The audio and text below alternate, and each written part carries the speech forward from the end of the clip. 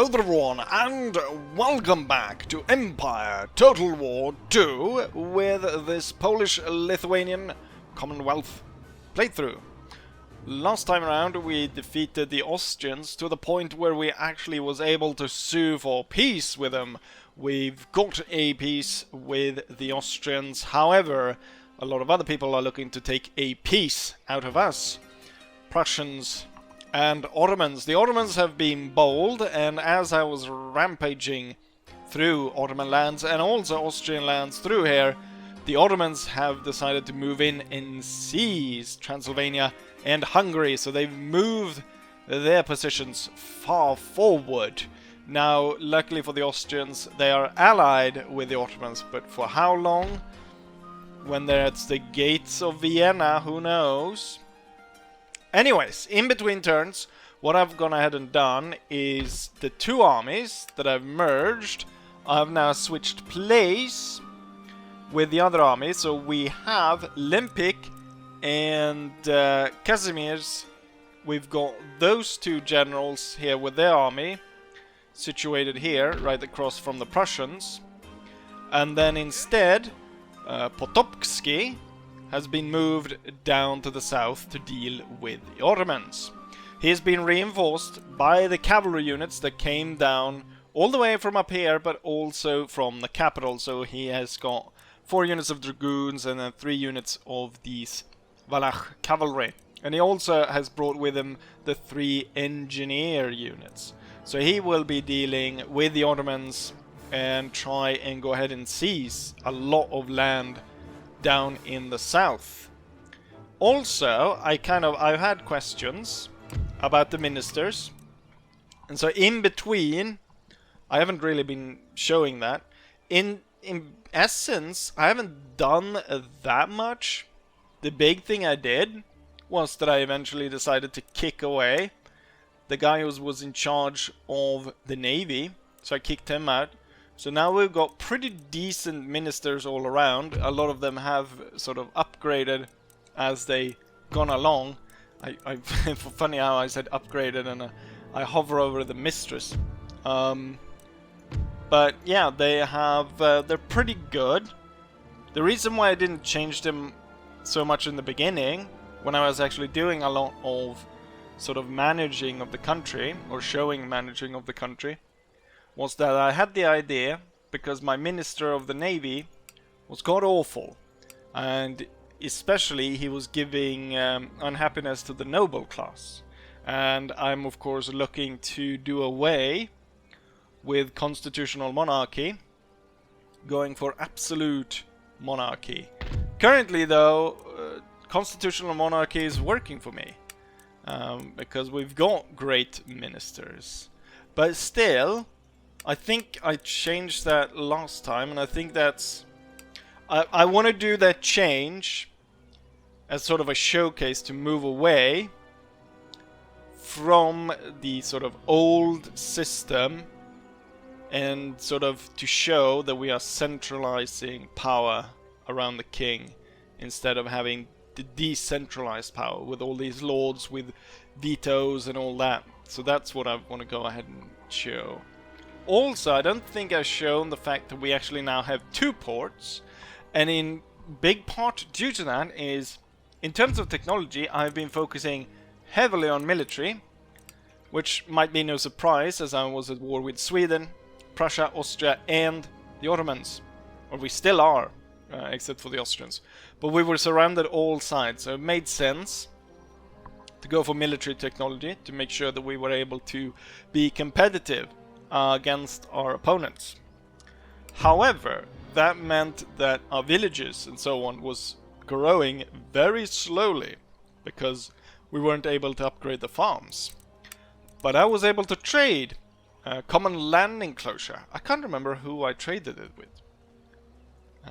But I got that, so I've been able to upgrade all the farms across the land. So now we have an uptick in population in every single region that we hold. So we've got quite a lot of villages coming up, and the important ones of course is the ports. So at this point I have got 2 trade ports, one of Gdansk and one of Memel. We're also about to get another port up here. Pärnu is about to come online in 2 turns. So that will be nice. And I'm thinking I'm gonna do that into a trade port as well.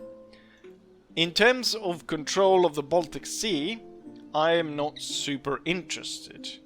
Because right now the powers that I've been facing are not naval powers. Neither the Prussians, the Austrians, the Ottomans might be a naval power in the Mediterranean, but they're certainly not in the Baltic, so I don't have to worry about them. The Russians, an emerging power. Sweden seems to not have focused on it, otherwise it would be a prime target to attack my ports, as it would strangle a lot of my income. But we are setting up trade here. In terms of actually setting up the 3rd trade port, I'm not entirely sure how many more nations I could possibly trade with. Running out of provinces to trade with. But you know what, now when I look at it, there's actually quite a few. We've got the United Provinces, Venice. Which other can I reach by navy? Savoy. Although Savoy is at war with France, I think. So who knows how long they will live on.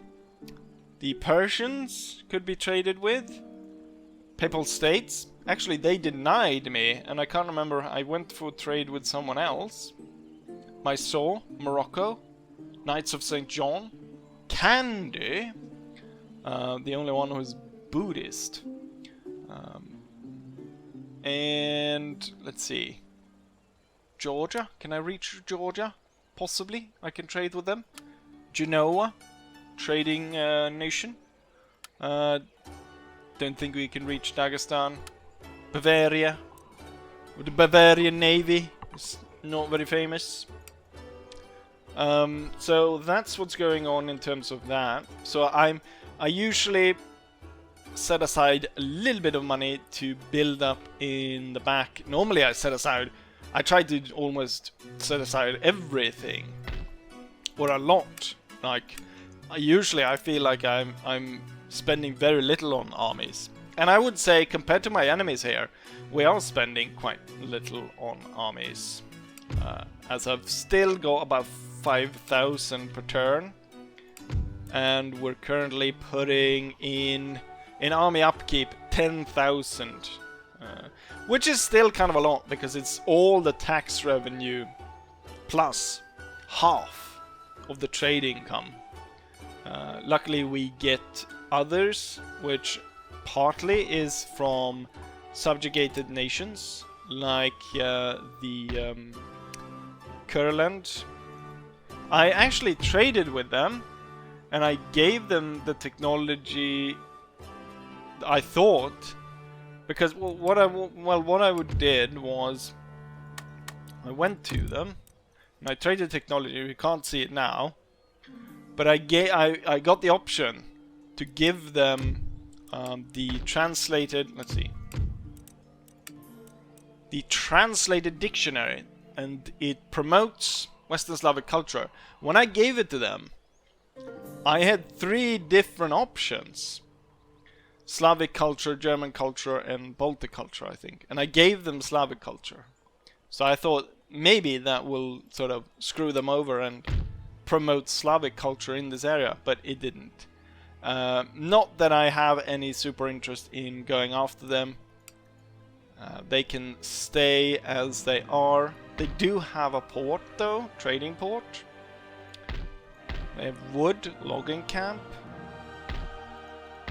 And it's a pretty nice province, but I'm not right now going after them.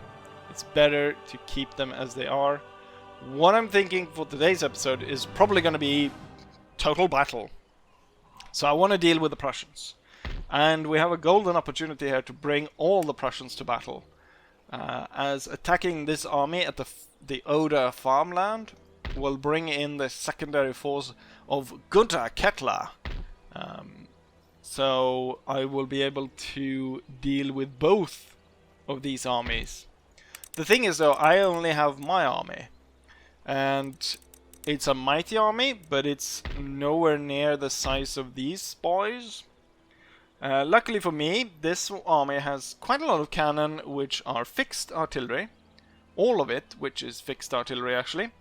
So none of those will be able to join the battle. And the enemy will then only have these 2 4-inch mortars. And if I'm able to set up, I could possibly destroy both these armies and quickly move in to absolutely destroy the Prussians, which would be wonderful. Or at least it would free up a lot of movement. After this battle, we have to spend a lot to resupply the troops, and I'm thinking rather than go ahead and, you know, resupply them through this method, buying troops to resupply them as quickly as possible so we can take advantage of our victory and push forward. Even here it looks like the Prussian nobility is very unhappy with the current situation. Losing both their armies would create, hopefully, massive unrest that would drive them to possibly go into a revolutionary state, maybe even turn to a republic, but they would weaken them a lot, and we could quickly move in among the Prussian Civil War and deal with them. So I think we'll do it. I think we will be bold enough to go ahead and fight this here battle. So I'm going to bring everyone out of Breslau, and so I was hoping, because it's sort of it's the similar distance between this army right here and the Austrians last time around. So I'm surprised they're not actually bringing these guys in. But, you know, defeating them in detail, 7,000 versus 7,000, and then additionally 7,000 versus 7,000, works just as well. It would have worked better had we been able to drag this one in as reinforcement because of all the fixed artillery.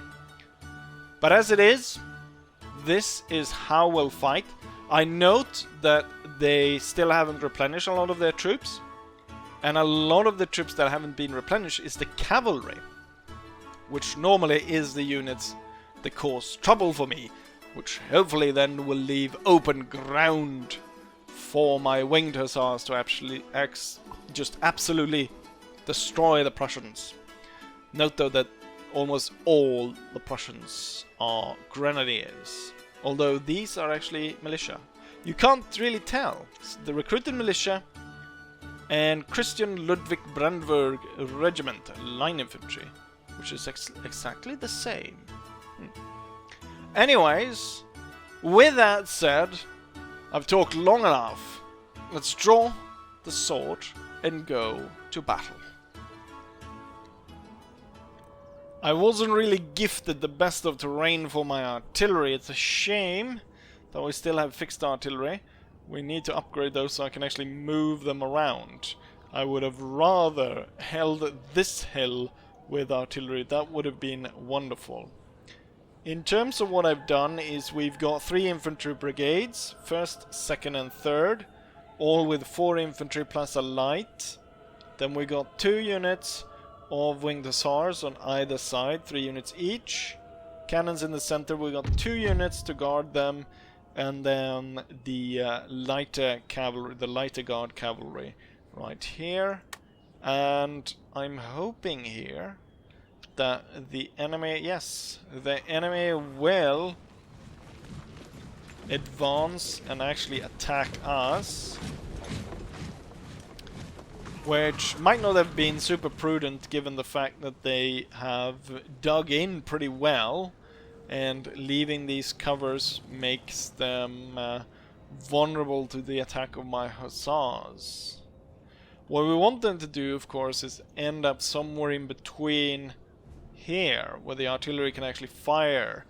Now we've got too much high ground on this side for the artillery to be effective on that side, and similarly kind of on this side as well, although it's pretty nice sort of in the bowl, which here.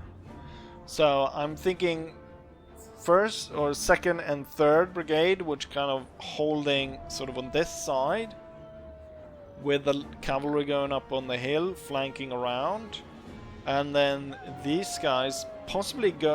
I don't think I'm gonna go as far as all the way onto this hill, but somewhere in between here we'll have 1st Brigade, so maybe something like this. Although I will stretch the line, and then we'll add these to aid as well. We'll get the what's this? This is the 5th Brigade Cavalry. Be set up back here, ready to move forward against the enemy. It's going to take a while for the enemy to actually get within position to attack us, so I'll skip forward to that point. Okay, so the battle starts with enemy cavalry movements. I have already been able to deploy my troops as the enemy cavalry comes to attack our 1st Brigade, and they start off by charging Nick's Lightfoot. As you can see, I've been able to draw my lines into position, and we are currently fighting here. Well, what it really started off was these stupid dragoons decided to attack my winged hussars, so I have started deploying them over here. Let's see. To cover, I'm also sending over the 2 units that to guard the artillery. I figured that they were not actually going to be needed, so they're going to go and join the troops here, or hold the troops, the enemy troops on this side. With the enemy now closing in, it looks like they're going heavily towards 1st Brigade. I should say, as these are moving away, I cover the hole that created with the 2 lighter units. There isn't much here, so I guess I'll send the winged hussars to deal with the cavalry that has slipped through, and so we push them away from the hill before we are able to fully force them away. I'm gonna drop this square even though the threat is still there, but I've got these 2 infantry units coming up right behind here. Actually, you probably need to form square to try and hold them. Okay, you want to move in. I'm not sure the cannons what I targeted, but we should switch now and fire upon the infantry that's closing in. What would be the range of canister? They are actually about to come into range of canister, so we'll switch to that.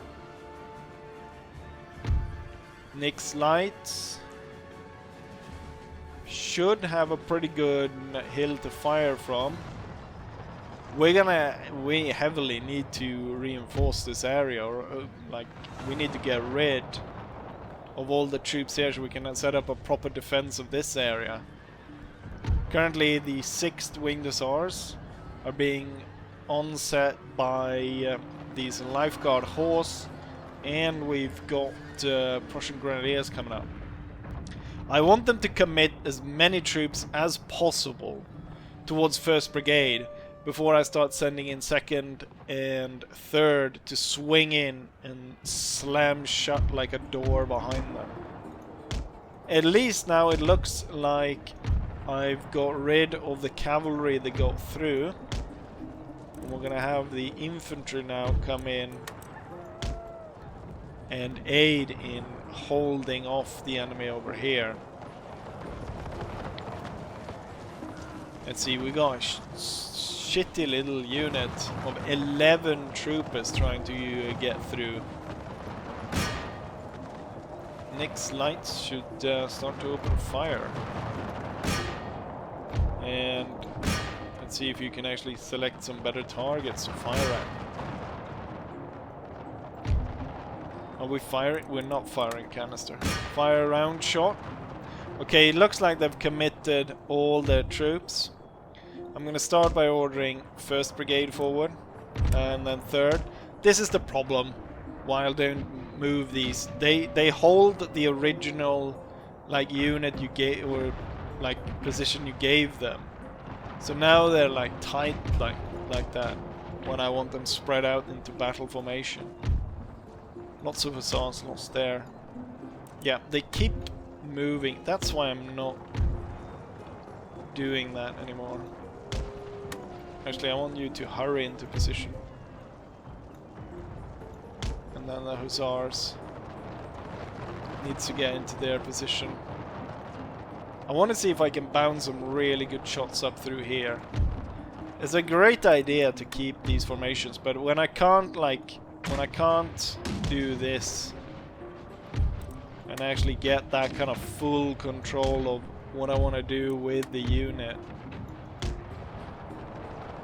it's pointless. It's worthless. Alright, they're setting up. They will be shooting on the enemy as they advance up. Hopefully that'll give time for the winged hussars to gather themselves, and then a charge will go through. Right, the troops are holding, although they are suffering casualties. Are we getting any good bounces through here? I feel like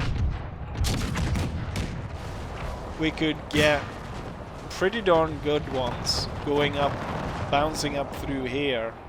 We're just bouncing up through all of this.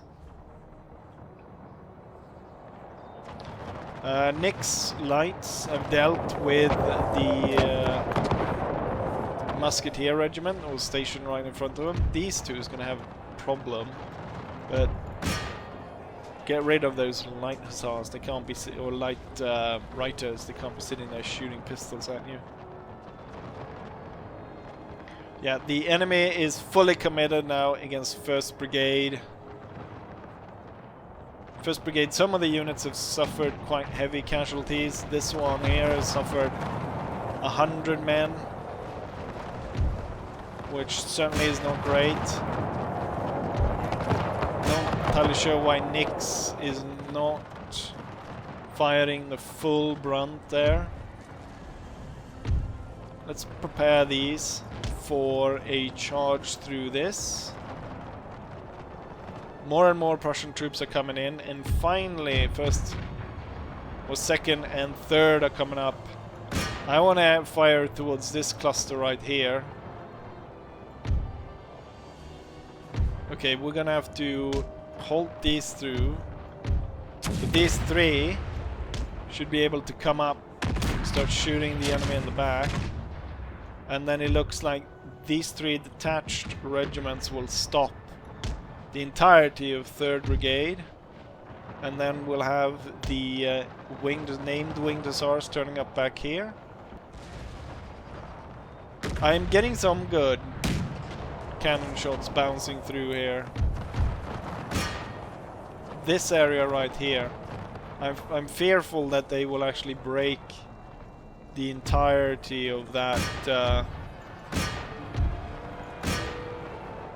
line before. Yeah, now they broke the 12th regiment right here.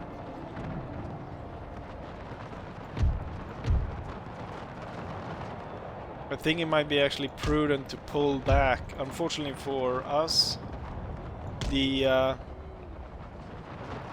oh, that was pikemen. Oh. Unfortunately for us, just a handful of stupid enemy regiments stopped 1st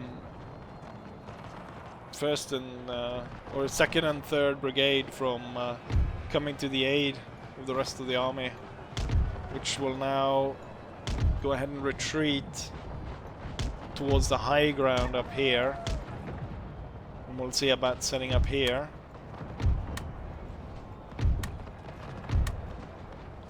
Even though they're gonna lose cohesion moving like that, I think it's better that they lose cohesion than we lose the entire regiments. The winged hussars are kind of blocked up. I'm gonna move the troops a little bit, see if I can get better fire position. These continue quite hard to follow my troops up the hill. Oh, the regiment was sent away by just these 10 units. Bastards. Oh, the light unit over here is not happy, being assaulted by the stupid pikes. I'm gonna attack with this one. Gonna bring him in, fire all guns. You know what? I'm tired of this one standing in our way. We need to move as soon as possible. We're gonna charge away at those. Okay, Nix is now fighting melee against the some shitty regiment. I'm gonna punch through with these troops. Okay, so unfortunately that regiment was broken, but I kill. Oh, just as I say that, they're like, "No way! We're Polish men! There's no way!"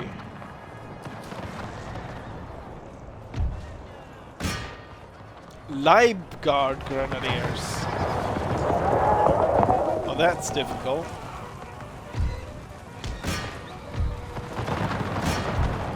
Can you get like proper... Oh, Nix held. Question is if the rest of the line will before my winged hussars arrive. I don't think they'll have time, and they're not quick enough. I'll punch these through. Quickly move around to attack and aid here. Okay, the light unit died, but the rest of my troops managed to survive and go through. Right, deploy. Oh, you got snagged there.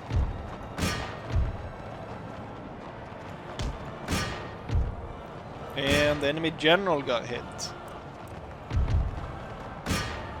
Nix is not too happy. I'm gonna move him slightly back. But otherwise, most of the Prussians are being held back.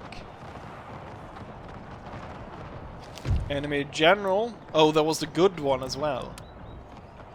Anhalten.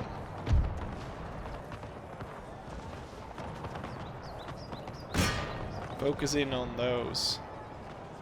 Right, my hussars have arrived. We're dealing good damage to them.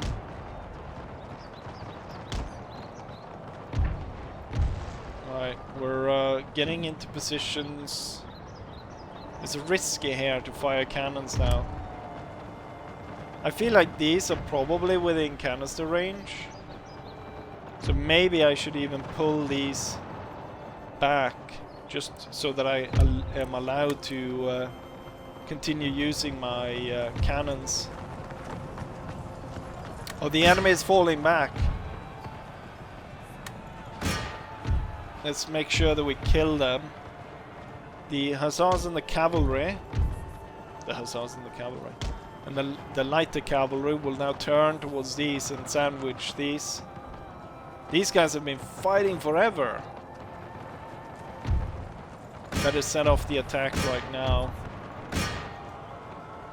Before it's too late. Nick is not really needed going after that.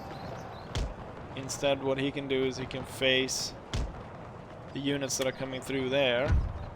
And so can the rest of the units that are part of 1st Brigade.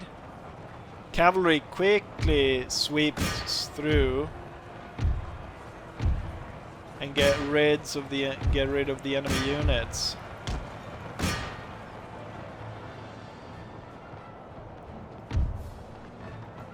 Nick's units way too spread out.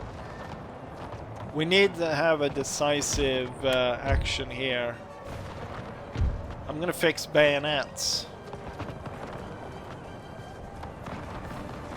And then we're gonna go in on the units here and help the winged hussars to actually dislodge the Prussian grenadiers. See if I can get Nix in order.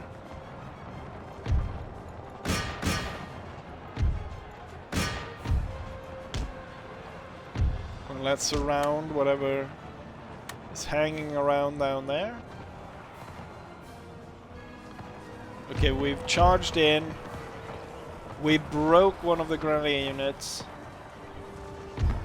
We're shooting up these guys in the back, but I fear like we're gonna shoot our own, so I'm gonna bring these guys around and fix bayonets with them as well. Try and get rid of them. Got grenadiers lining up. Nix first light. Moving up quickly. Okay, cavalry is dealt with the enemy.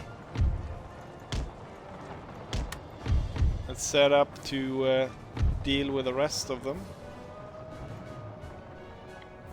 Let's go ahead and take a look that I'm not missing anything.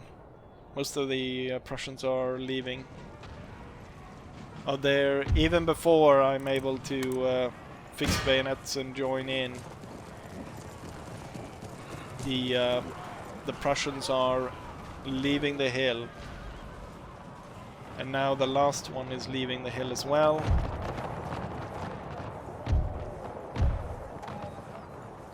Get a little bit better position. Oh, he is breaking even before. Alright, we won. Unfortunately though, I don't think we were able to minimize the losses on our side in the kind of way that I wanted to.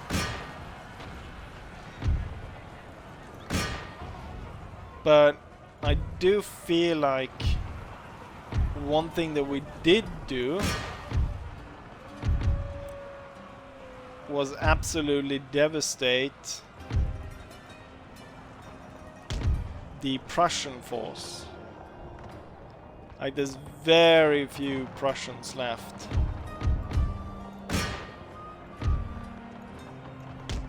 Order them forward. The Prussians that are left are the cannons, otherwise they're all running. So I'll end the battle prematurely here. But there we go, we destroy the first of the two Prussian forces.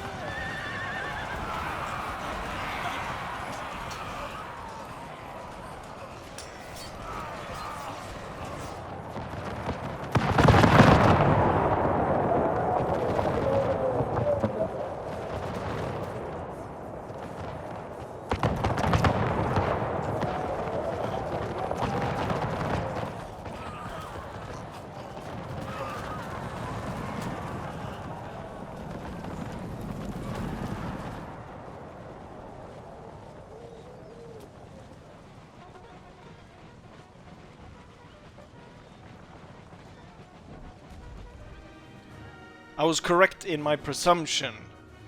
We killed the entire Prussian army. Only 400 of them got away. However, though, we lost in the process 2,000 soldiers, leaving us with around 5,000 after the battle. I was hoping maybe 1,000, but we lost 2,000. It's good though that we absolutely crushed the Prussian force. Only 400 men managed to get out of there. In terms of the highest kill, we actually have a light infantry unit. I wonder which light unit that could be. Managed to get 600 kills. I realized that was a good position I gave them, but I didn't realize it was that good. Like, it's better than the cavalry that was running down everyone. Then we got musket infantry in 6th place. And as you go along, we even got cannons turning up here. So we did get some pretty good bounces through. Even General Staff managed to get 3 each somehow.